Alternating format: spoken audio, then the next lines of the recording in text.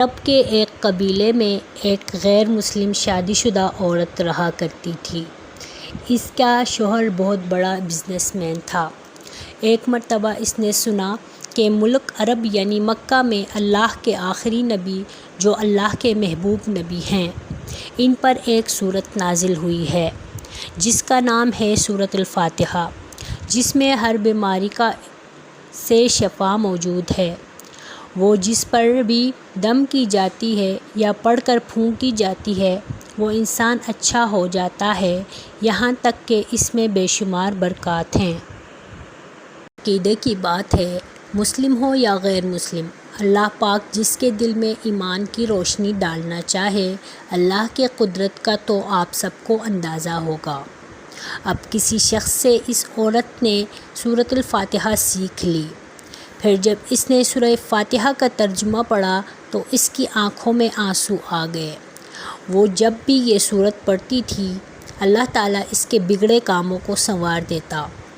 ایک دن اس کے بیٹے کو ایک خطرناک زہریلے بچھو نے کاٹ لیا۔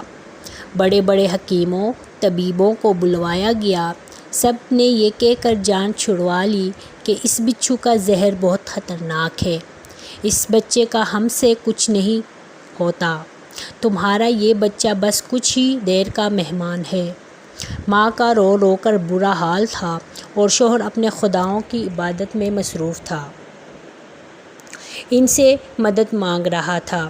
پھر جب کوئی حل نہیں نکلا تو اس عورت کو یاد آیا کہ سورۃ الفاتحہ کے بارے میں اس نے پڑھا ہے، اس میں ہر بیماری سے شفا ہے۔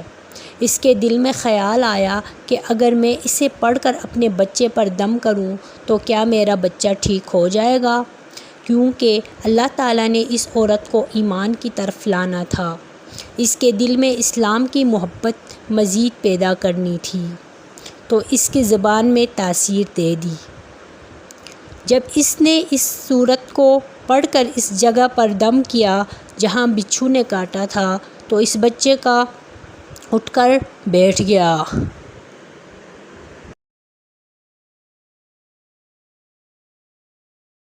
کہنے لگی، زندہ صحیح سلامت ہے ہمارا بچہ، ورنہ ہم سے بچھڑنے والا تھا۔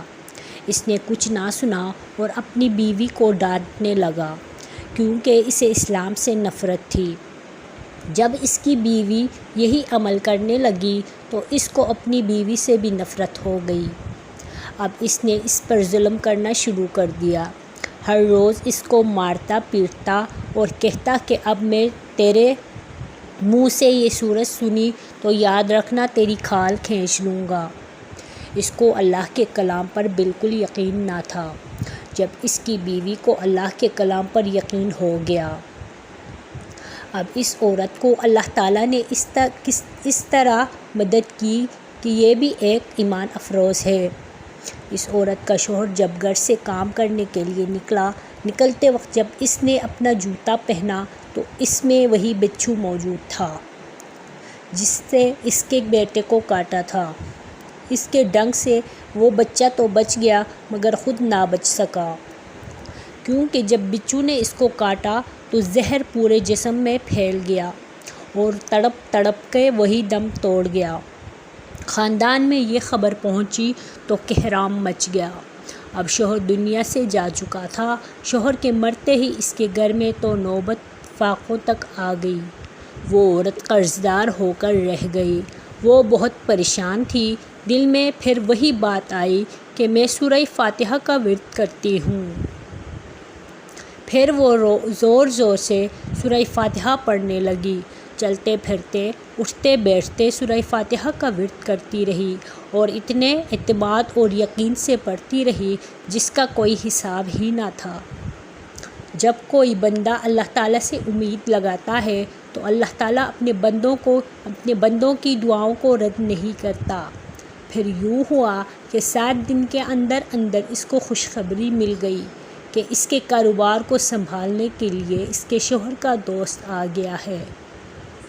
جب دوست کو خبر ملی کہ دوست کی بیوہ کا کوئی سہارا نہیں ہے تو وہ اس کے بیوہ کو پاس آیا اور کہنے لگا، آپ فکر نہ کریں، وہ میرے بھائی کی طرح تھا، میں آپ کی مدد کروں گا اور جو بھی پریشانیاں ہیں وہ سب دور ہو جائیں گی۔ پھر اس شخص نے اس عورت کا سہارا بن کر اس کا پورا کاروبار سنبھال لیا۔ پھر دھیرے دھیرے جیسے جیسے زندگی پہلے تھی ویسے ہی ہو گئی۔ اس کے شوہر کے دوست نے اس عورت کو سورہ فاتحہ پڑھتے ہوئے سن لیا۔ اس نے پوچھا کہ آپ کیا پڑھ رہی ہیں؟ کیا یہ کوئی منتر ہے جس سے بہت فائدہ ہوتا ہے؟ مجھے بھی سکھائیے۔ اس پر وہ عورت کہنے لگی، یہ کوئی منتر نہیں ہے بلکہ مسلمانوں کی مقدس کتاب قرآن مجید جو ان کے پیغمبر پر نازل ہوئی ہے، یہ اس میں سے ایک سورت ہے جس کا نام سورۃ الفاتحہ ہے۔